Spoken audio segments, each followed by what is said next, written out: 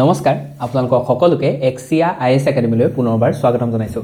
আজি এটা খুব লেটেষ্ট ভিডিঅ' লৈ পেলাই আপোনালোকৰ ওচৰলৈ পুনৰবাৰ আহিছোঁ। সেইটো হৈছে যে গ্ৰীণলেণ্ড ৰিগাৰ্ডিং যিখিনি আপোনাৰ ইছ্যুজ চলি আছে। চ' গতিকে এতিয়া গ্ৰীণলেণ্ডৰ গোটেই ইছ্যুটো যদি আমি চাবলৈ যাওঁ ফৰ APSC এণ্ড UPSC, তেতিয়াহ'লে আমি ইয়াক হিষ্ট্ৰীৰ পৰা জানিব লাগিব যে একচুৱেলি গ্ৰীণলেণ্ডখন প্ৰথম কুৱেশ্যনটো এইটোৱে হয় যে গ্ৰীণলেণ্ডখন কেনেকৈনো ডেনমাৰ্কৰ পাৰ্ট হয়, হয়নে? আজিৰ দিনত এতিয়া এই USA গ্ৰীণলেণ্ডখন ল'বৰ কাৰণে চেষ্টা কৰি আছে।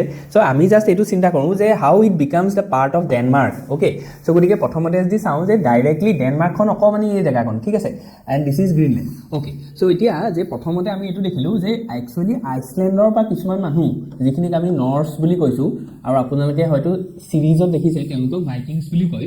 চ' তেওঁলোকে একচুৱেলি আইচলেণ্ডৰ পৰা গৈ পেলাই গ্ৰীণলেণ্ডত উপস্থিত হৈছিলে ইন 985 AD। আৰু ইয়াৰ ভিতৰতে এৰিক দ্য ৰেড বুলি এজন মানুহ গৈছিলে, আৰু তেওঁ একচুৱেলি এই নামটো গ্ৰীণলেণ্ড দিছিলে এইটো কাৰণে যাতে আৰু বেছি মানুহ ইয়ালৈ যাতে এট্ৰেক্টেড হয়, ঠিক আছে। কিন্তু একচুৱেলি এই জেগাখন হৈছে নৰ্থ, আপুনি দেখিছে যে আৰ্কটিক চাৰ্কলৰ ভিতৰত পৰিছে। চ' গতিকে খুব বৰফেদি ঢকা, কাৰণ কি আমি দেখিছোঁ যে এইফালেদি ধৰি লওক আপোনাৰ এইডাল হৈছে আপোনাৰ ট্ৰপিক অফ কেঞ্চাৰ। চ' গতিকে ট্ৰপিক অফ কেঞ্চাৰৰ যদি যিমানেই নৰ্থলৈ আমি গৈ থাকিম তেতিয়া আমি দেখিম যে এই এৰিয়াবোৰ সাংঘাতিক ঠাণ্ডা জেগা হয়। চ' গতিকে এতিয়া নৰ্থ মানুহখিনি আইচলেণ্ডৰ পৰা গ্ৰীণলেণ্ডলৈ গৈছিলে ইন 1985। তাৰপিছত কি দেখিলোঁ আমি যে ইন দ্য ইয়েৰ 1261 এই যিখন আইচলেণ্ড আছে, আইচলেণ্ডে অনুগত স্বীকাৰ কৰিলে নৰৱে, অৰ্থাৎ নৰৱে ৰজাৰ আণ্ডাৰলৈ আহিলে আইচলেণ্ড। আৰু আইচলেণ্ডে যিহেতু গ্ৰীণলেণ্ডখনৰ অধিকাৰ কৰি থৈছিলে, চ' গতিকে indirectly Greenland became part of Norway in 1261। তাৰপিছত আমি কি দেখিলোঁ ইন দ্য ইয়েৰ 1380 এইটো এটা কনক্লুজন হ'ল যে এতিয়াৰ পৰা যিমানখিনি নৰৱে শাসন কৰা অঞ্চল আছে সেই একেখিনি অঞ্চলেই এতিয়াৰ পৰা ডেনমাৰ্কৰো হ'ব। অৰ্থাৎ তেতিয়া পাহে from the 1380 onwards this part of Greenland বা গ্ৰীণলেণ্ডখন এইখিনিত থকা ডেনমাৰ্কৰ অংশ হ'ল। অ'কে, চ' গতিকে 1380 পৰা আপোনাৰ ধৰি লওক আজিলৈকে তেনেকেই ডেনমাৰ্কৰ পাৰ্ট হৈছে গ্ৰীণলেণ্ড। আৰু আজিৰ দিনত আমি দেখিছোঁ যে ইউৰোপৰ পৰা আমি দেখিলোঁ যে মাইগ্ৰেণ্ট হৈ পেলাই কিছুমান ব্ৰিটিছ বণিক জাতি আমাৰ আমেৰিকাত উপস্থিত হ'ল, আৰু আমেৰিকাখন তেওঁলোকে ডিস্কভাৰ কৰিলে ইন 1492 বাই খ্ৰীষ্টফাৰ কলম্বাছ, হয়নে? চ' গতিকে কলম্বাছে গৈছিলে ইণ্ডিয়াখন বিচাৰি পেলাই, কিন্তু পালেগৈ আমেৰিকা, হয়নে? সেইকাৰণে ৱেষ্ট ইণ্ডিজ বুলি দ্বীপ কিছুমানো আছে এনেকুৱাত। অ'কে, চ' গতিকে আপুনি দেখিছে যে আমেৰিকা আৱিষ্কাৰ হোৱাৰ আগতেই, মানে আমেৰিকাত ব্ৰিটিছসকল গৈ পোৱাৰ আগতেই Greenland has became part of Denmark on 1380, ঠিক আছে। চ' গতিকে ইয়াৰ পৰা আমি অকণমান কনভিন্স হ'লোঁ যে হিষ্টৰিকেলি কিছুমান লাইন আপছ আছে যিটো কাৰণে ডেনমাৰ্কৰ পাৰ্ট হ'ল গ্ৰীণলেণ্ড। এতিয়া স্বাভাৱিকতে আমাৰ এটা কুৱেশ্যন আহে বা আমাৰ মনলৈ এটা কুৱেৰি আহে যে why US wants this part of Greenland into their territory. চ' গতিকে ইয়াতে প্ৰথম কথাটো হৈছে কি যে ডমিনেন্স অন ছাপ্লাই চেইন, অৰ্থাৎ পৃথিৱীত যোনবিলাক বস্তুৰ আটাইতকৈ বেছি প্ৰয়োজনীয়তা আছে সেই বস্তুবিলাকৰ ছাপ্লাই যিডাল চেইন বনে, অৰ্থাৎ সেই বস্তুবিলাকৰ নিৰ্মাণ হওক, কেপচাৰ হওক, কণ্ট্ৰল হওক, সেইবিলাকৰ ওপৰত যিখন দেশৰে ডমিনেন্স থাকে একচুৱেলি সেইখন দেশেই ৰুল কৰে।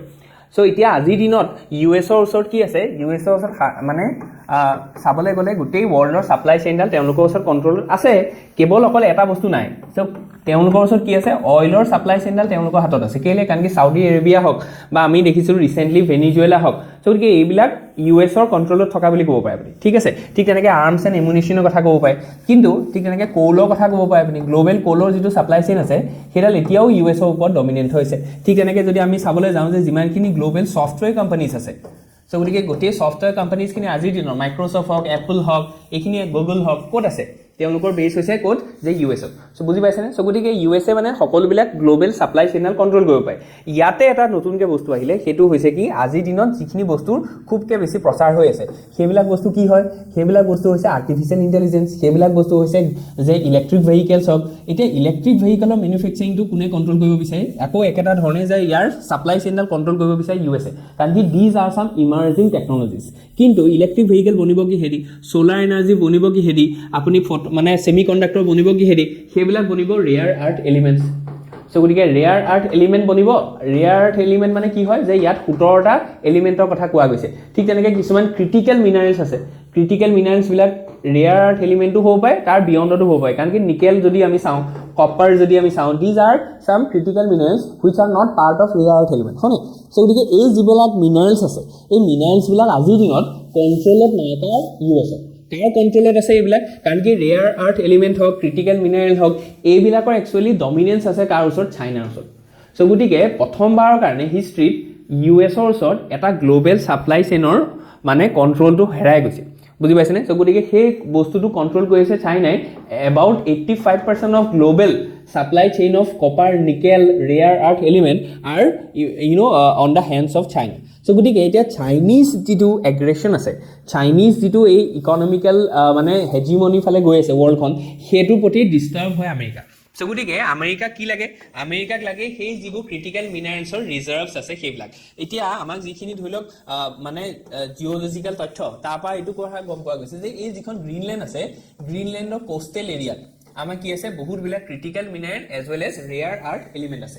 সো গতিকে ইয়াৰ কাৰণে আমি দেখিছোঁ যে এটা ৰেচ অলৰেডি আৰম্ভ হৈছে, আৰু সেই ৰেচত already China as well as Russia তেওঁলোকে কি কৰিছে? গ্ৰীণলেণ্ডৰ আশে পাশে তেওঁলোকৰ যিটো প্ৰেজেঞ্চ সেইটো বঢ়াই তুলিছে। সো গতিকে সেইকাৰণে আমি দেখিছোঁ যে US-ৰ এইটো এটা কি হৈছে? চিন্তা বিষয় হৈছে, কাৰণ কি অলৰেডি চাইনা তাৰ ওপৰত লিড লৈ আছে। আৰু চাইনাই ৰিচেণ্টলি কি ক'লে যে আমি মানে in response to the tariff যিটো আমাৰ ট্ৰেড ৱাৰ চলাইছিলে USA, সো গতিকে চাইনাই কি ক'লে যে আমি কাকো ৰেয়াৰ আৰ্থ এলিমেণ্ট বা ক্ৰিটিকেল মিনাৰেলখিনি এক্সপৰ্ট নকৰোঁ, যদি লাগে তেতিয়াহ'লে প্ৰডাক্টটো দিম কিন্তু মেটেৰিয়েলটো নিদিওঁ। অৰ্থাৎ যদি আপোনাক লাগে তেতিয়াহ'লে ছেমি কণ্ডাক্টৰটো প্ৰভাইড কৰিব, কিন্তু সেই ছেমি কণ্ডাক্টৰটো বনাবৰ কাৰণে যিটো মিনাৰেলছ লাগে, ফৰ এক্সাম্পল কপাৰ লাগে, ফৰ এক্সাম্পল কাৰ্বন লাগে, সেইটো কিন্তু চাইনাই নিদিয়ে। অৰ্থাৎ চাইনাই সেই গ্ল'বেল ছাপ্লাই চেইনডাল নিজৰ কণ্ট্ৰলত ৰাখিব বিচাৰিছে। সো গতিকে এইটো প্ৰথম কাৰণ। ছেকেণ্ড কাৰণ কি আছে? ছেকেণ্ড কাৰণ আছে যে লাহে লাহে এই যিমানখিনি আৰ্কটিক অচিনত থকা বৰফখিনি গলিব ধৰিছে because of global warming. So গতিকে বৰফ যদি নাইকিয়া হৈ যায় লাহে লাহে, তেতিয়াহ'লে এইটো এটা নতুন ট্ৰেড ৰুটৰ কি কৰিব? সূচনা কৰিব, যিটো ট্ৰেড ৰুটেদি কি কৰিব পাৰিব? এই যিখিনি স্কেণ্ডিনেভিয়ান কাণ্ট্ৰি আছে বা ৰাছিয়া হওক বা এই যিখিনি আদাৰ কাণ্ট্ৰিজৰ লগত USA কি কৰিব পাৰিব? ট্ৰেড কৰিব পাৰিব, বুজি পাইছেনে? সো গতিকে সেইটো এটা খুব ডাঙৰ কাৰণ যে অপেনিং আপ অফ চাম নিউ ট্ৰেড ৰুটছ, যিটো মানে USA কণ্ট্ৰল কৰিব বিচাৰে।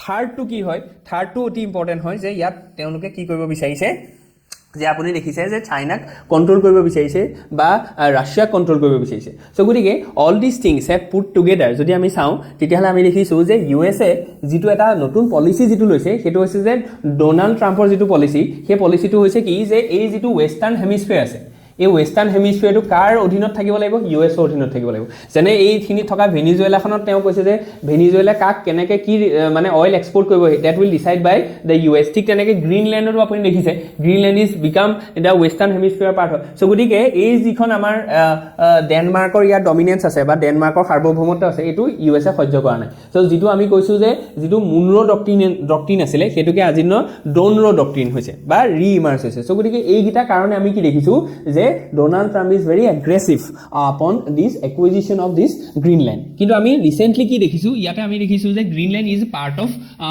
Denmark and Denmark is a part of নেটো।